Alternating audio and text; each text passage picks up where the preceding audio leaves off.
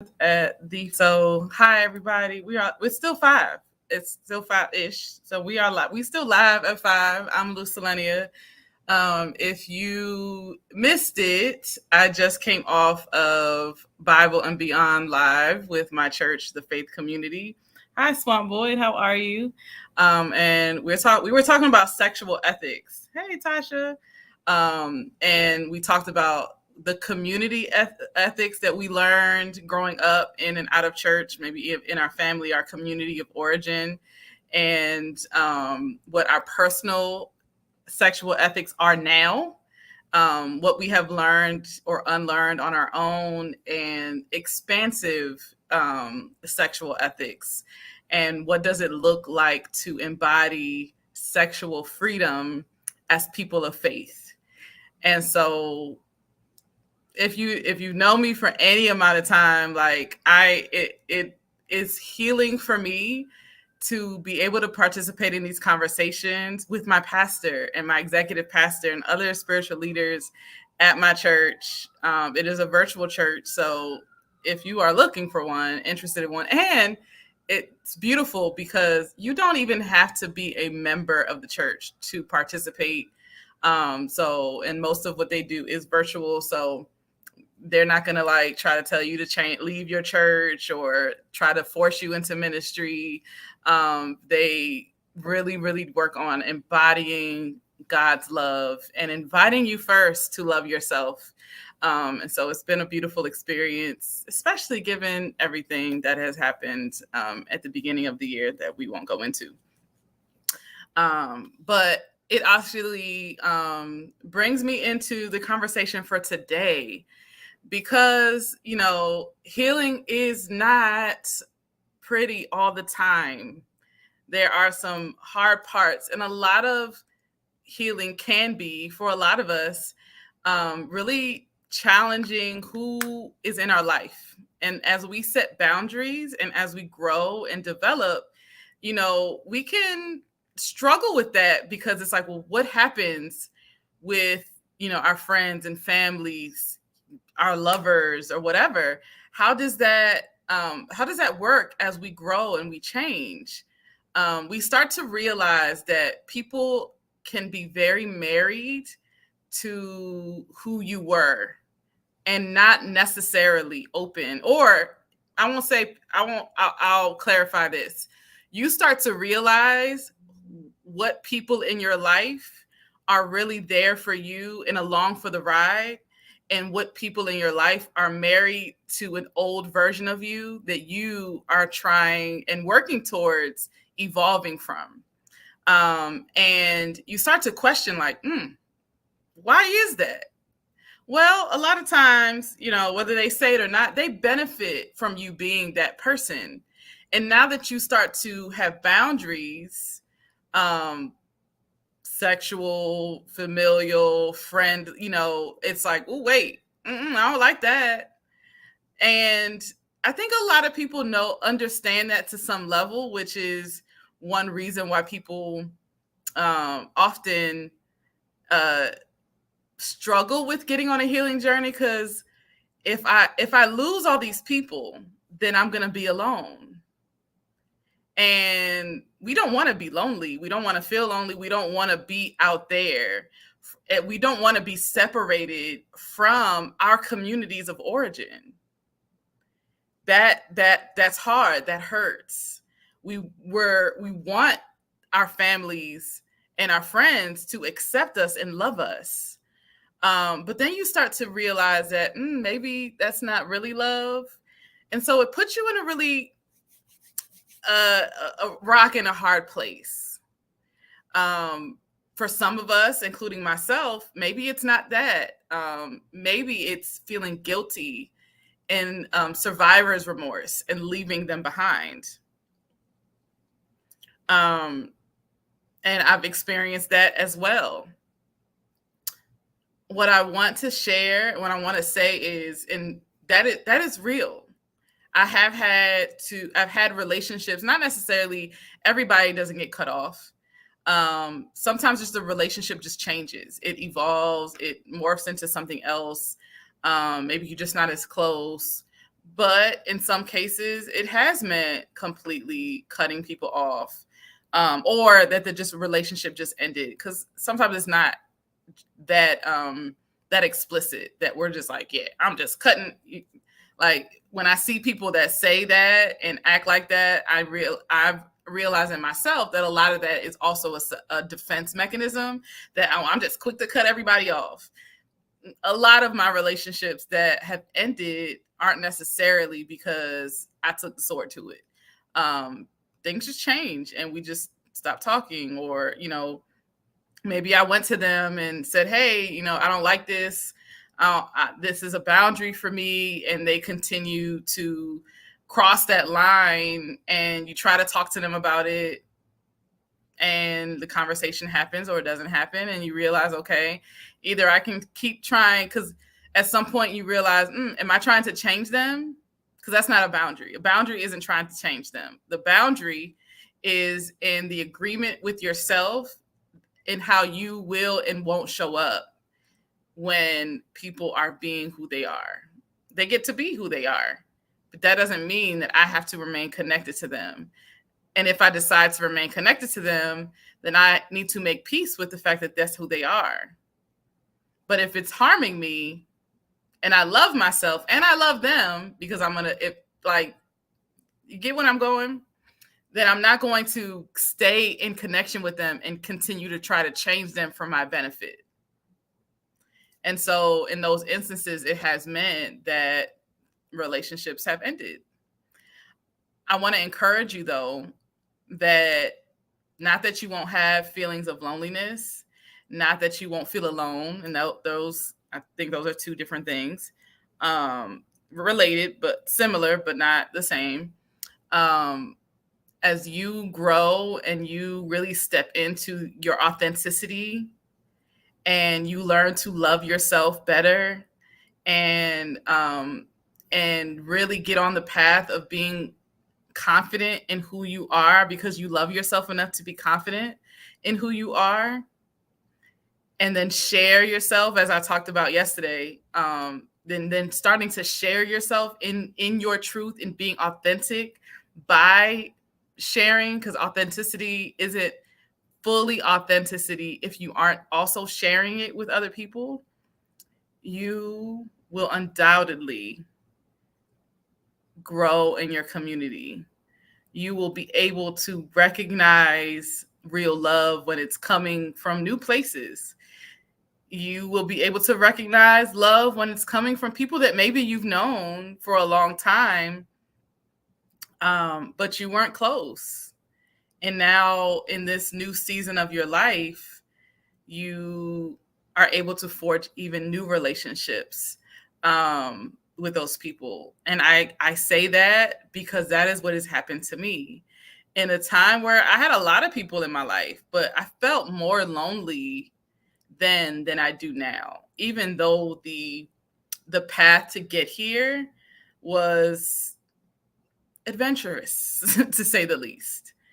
But having these relationships where, one, I don't have to necessarily question so much if it's real, because I'm showing up as myself, and I don't have to shapeshift and no longer remain in relationship with people, in close, intimate relationship with people or systems, or, churches, or what, even my job, that they may not get all of me, because everybody doesn't deserve all of you, but the parts that they get is true.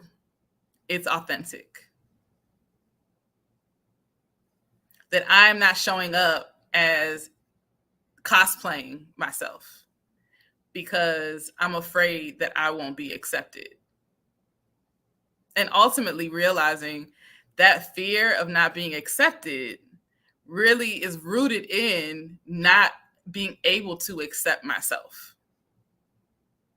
Because we weren't taught that, we weren't modeled that, to be careful of how we talk about ourselves in front of our children. Because it's not just about your self-esteem. You are literally teaching your children how to feel about themselves when all they hear you talk about yourself is self-deprecating. And so what does that do to their self-esteem when their parents don't model healthy self-esteem? They're going to do most times, of course, everybody's they're going to do one of two things. They're either going to try to go from one end of the spectrum and be like, I'm not going to be anything like them, and maybe possibly be like egotistical, or they can be on the other end of the spectrum and just be very, very insecure. That's like my mom, a model, most beautiful woman in the world to me. I don't look like her. I struggle with that because I didn't know my dad. I didn't have any reference to what my family on my dad's side looked like.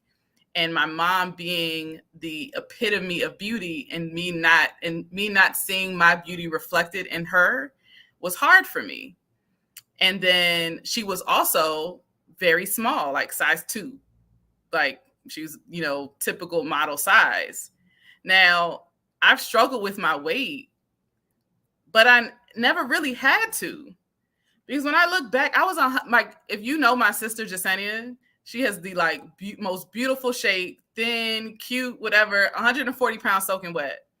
Hey, Justin. Hey, Donetta. Hey, Shantae. And I'm like, yo, I used to be her size. And because I wasn't my mother's size, I thought I was fat. And she would affirm me and tell me that I was beautiful. But what stood out and what made more of an impact on me was how she talked about and felt about herself. Because even though she's telling me I'm beautiful, I look at her as being the most gorgeous woman in the world, and yet she didn't believe it. And so if she couldn't believe it, then how could I believe her when she's telling me that I'm beautiful? And so it's taking me 35, I didn't really I couldn't even really accept compliments from men. It's like all I heard growing up was, oh, men only want one thing. So it doesn't matter what I look like. That's not real. I was 35 when I started to have a healthy self-esteem around my appearance, my identity, my image, the image of myself. It took a long time to undo all of that programming, mostly because I wasn't aware that I needed to undo it. But when I started to show up in that way and do that work, I was able to see and recognize love in other people and authentic friendship in other people, and not needing to people please and be codependent in order to have those relationships. And I started to build a community of men, women, family, chosen family, etc., that truly love and support me and pour into me and I into them. And so I know it can and has been scary for me to be like, well, what about these people? I don't want to lose them. You want to hoard because it means something. But the people who are really going to ride for you and really, really love you are going to be there for you. Doesn't mean that y'all will remain close, but you'll know. And then there'll be more people that will come. I was not looking for a church after I left my last one, or after I got kicked out.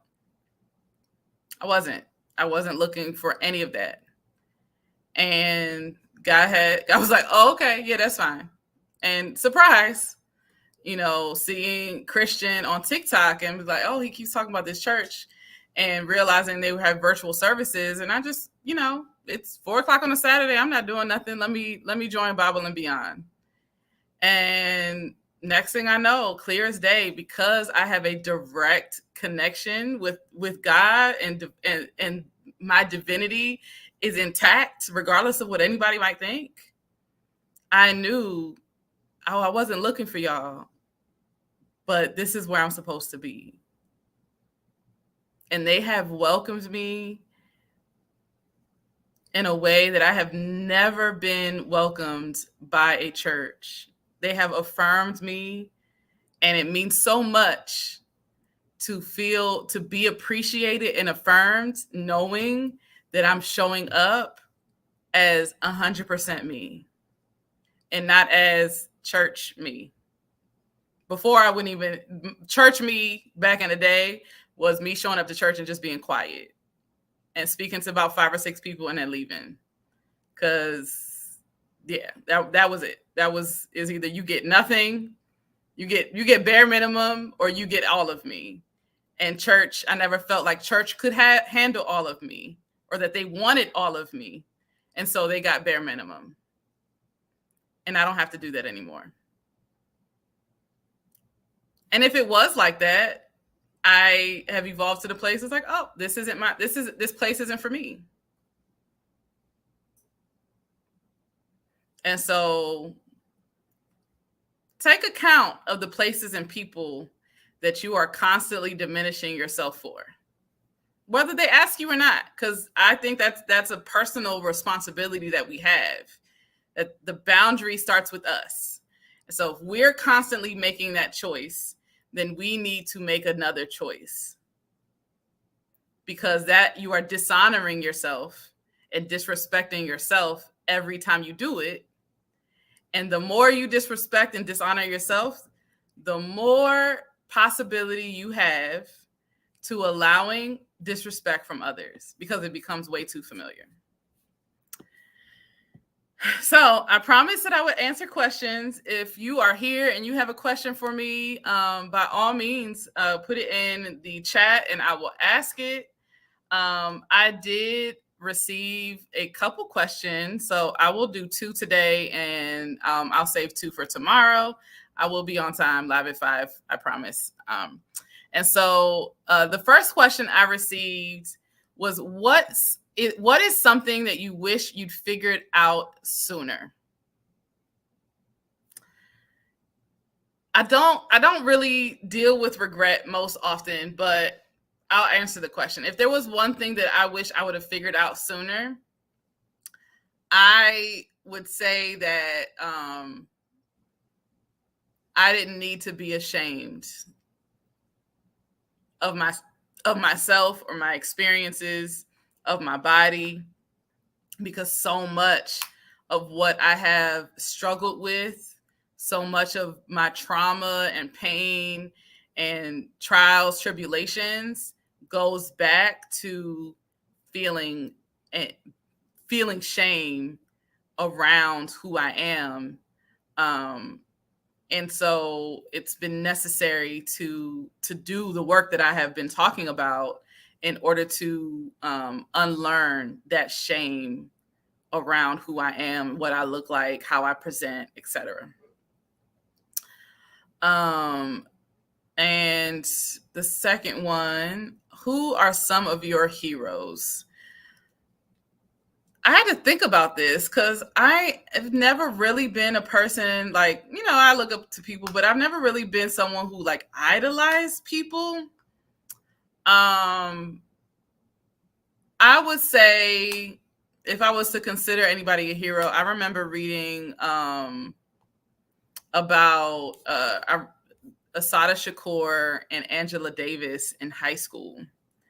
And those two women, just the way that they literally had this country against them, and the way that they have maneuvered that, and the way that they represented Black womanhood, really made an impression on me in high school, more than I realized until recently.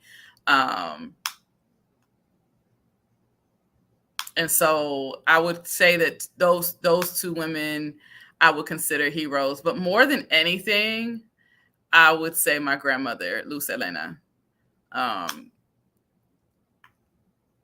Because growing up and, being born and raised in Puerto Rico and then moving to New York and going through an abusive marriage where she had 2 kids and divorcing that man in 40s, 50s as a Black woman with 2 Black kids, and then marrying my grandfather and having 4 other kids who, was very, very much in love with her, but also very sexist and patriarchal. She's my hero because when we live with them and, her raising us, I can see now the ways in which she was fighting against the patriarchy, even in our home, where my grandfather tried to really instill in us women's supposed to cook and clean, but my grandmother didn't support that, but didn't really openly challenge it either. She just never made us do it. So we were supposed to clean our room and be like, when you come home from school, you need to clean. She would already do it and be like, don't worry about it. I didn't want y'all to get in trouble.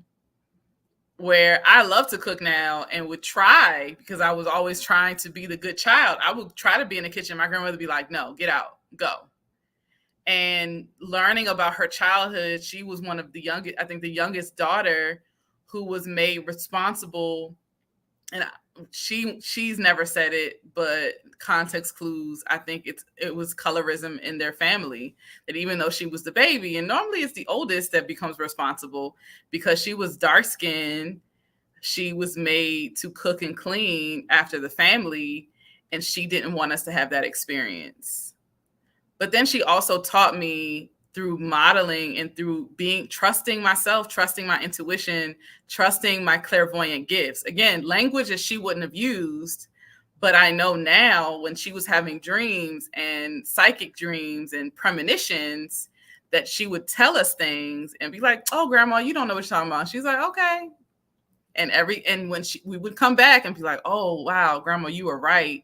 She also never made me feel guilty or shame me for not believing her.